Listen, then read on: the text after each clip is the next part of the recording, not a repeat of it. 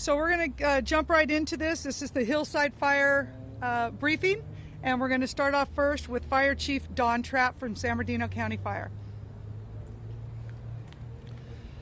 Good morning, everyone.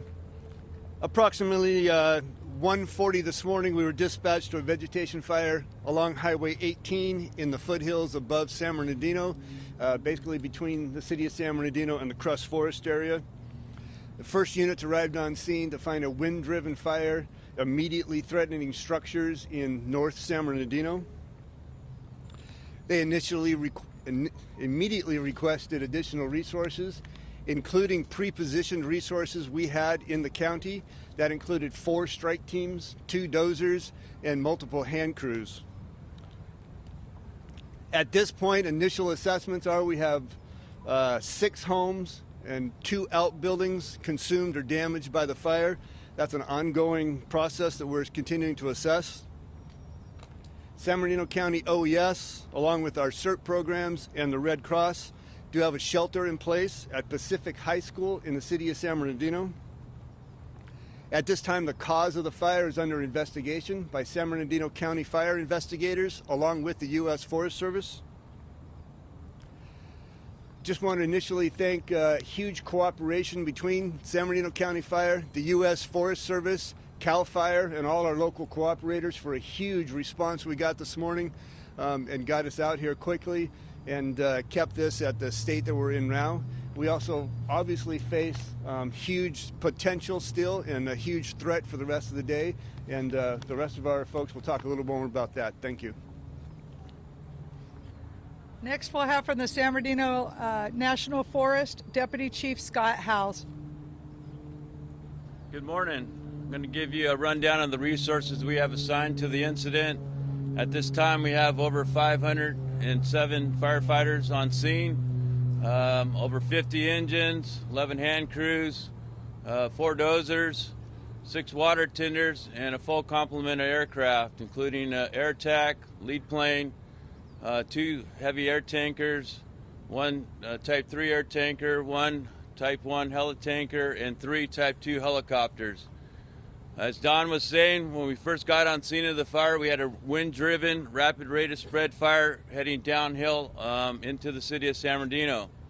This is the second fire we've had in this area. Both fires have exhibited extreme rates of spread, long-range spotting, and we'll continue to see that with the predicted weather. The weather is going to be a challenge to us today. We're still expecting 20 to 30 mile an hour winds, very, very low RH, anywhere between 2 and 5%, and fairly warm temperatures, even though it's fairly cool right now. All 3 of the agencies, or all the agencies in Southern California, have been upstaffed, staffed 24 hours a day, preparing for the ongoing Santa Ana wind event. And so with that, that has contributed to our success on all the incidents locally and throughout Southern California. And we will continue to upstaff to provide that immediate response to any new incidents that may occur.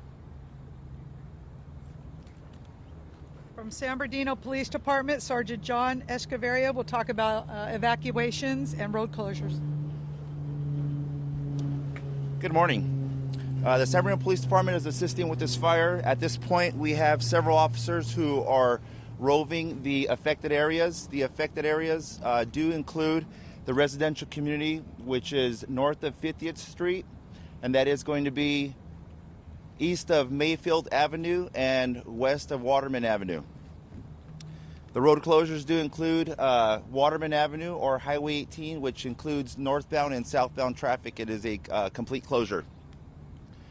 When we talk about the resources, we have the San Bernardino City Animal Control. That's located at 333 West Chandler Street, and that's open to all evacuated animals. If this does include livestock animals, please contact us and we'll try to make arrangements to help you out.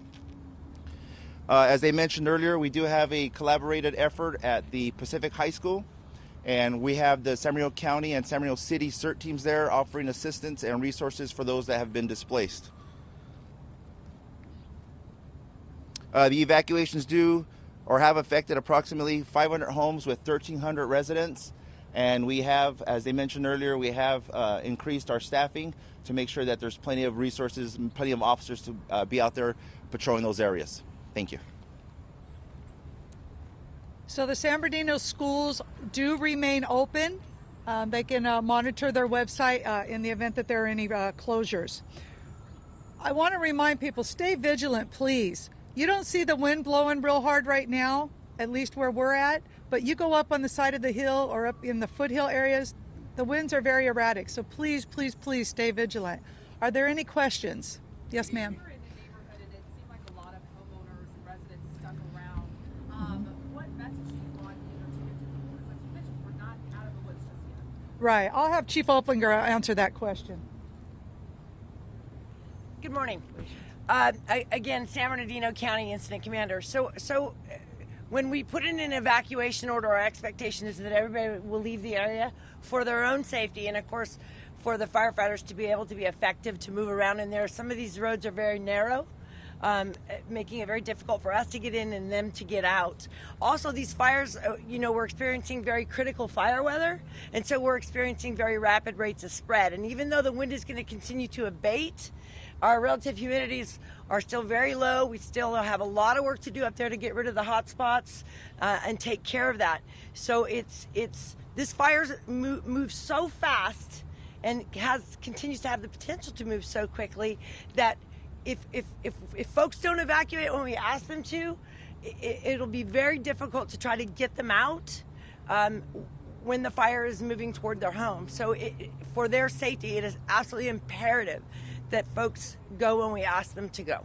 The forecast calls for the winds to begin dying down later today. Do you expect that people will be allowed back into their neighborhoods? So that's a great question. We continue to ask for the public's patience on that. We do take into consideration that we have displaced folks, but it's very important for us to continue to do our work. We have a lot of work to do up there, a lot of hot spots. This fire is not by any sense of the word contained yet. So repopulation is one of our highest priorities, getting folks back into their homes, but we don't want to do so by putting them at risk. So we continue to ask for their patience, understanding that it is at the top of our list to get them back in as soon as possible, as soon as it is safe, and as soon as we feel comfortable, that fire is not going to move. So we have a damage assessment team coming in to assess the damage to homes. Our initial assessment is that we have 6 structures that were damaged or destroyed and 2 outbuildings. I'm sorry, the second part of your question? And did everybody make it out safely? Is that confirmed? Well, we still have some residents that chose to stay that we still encourage to leave. As I said, this fire is by no means contained, still has the potential. Tracy mentioned that the winds up on the fire are still a good 20 miles an hour with gusts to 40. So it's just not a safe place to be, and we really need folks to evacuate, understanding that we are prioritizing repop as soon as we possibly can. How bad were the winds this morning, and can you tell us why there wasn't an aerial attack earlier on? So that's a great question. The winds this morning on the fire were 20 to 40 sustained with gusts to 70 miles an hour. Okay, we do fly a night flying air attack that flies over the fire and assesses the need, but the aircraft available to us, because we're competing for resources right now with several other fires. So the aircraft immediately available to us for suppression purposes, it was not night flying capable. Do you know if power transmission lines were de-energized overnight, and if any of the utilities reported any anomalies with their equipment? So I know that we had some pretty widespread PSPs, the power shutoff, the safety power shutoffs, but I can't speak to specific areas on that. How did you become aware that the fire had started? Call in? Yes, ma'am. We got several reports, and then of course they dispatched the resources. And Was the wind so powerful that it was pushing the fire downhill? Is that what I'm hearing? absolutely, yes. Which is not normal. Normally it's topography driven, right? So that's another really good point with regards to the containment of this fire. This fire spread downhill very, very rapidly through the night and into the early morning hours. So once the wind abates, what we expect to see is slope reversal. So the fire will then spread with the topography. So again, it's by no means contained. Based on where the fire started, is there any indication of how it started or any reason to believe that it's possibly suspicious? It is under investigation, so I can't speak to that right now, but we'll get that information out to everybody as soon as we know. It was right along Highway 18, right next to the road. I don't know. I don't have that information. I'm sorry. Right now, believe we're sitting at 200. 200. And, much like the repop, it's one of our highest priorities to get those roads open. So we're looking at when we can expect to do so safely. We'll reevaluate that probably around 18 or 1900 this evening. As you mentioned, you're competing for resources, and a lot of it's stretched thin because there's so many fires. Is that hampering efforts at all in any way? Not at this time.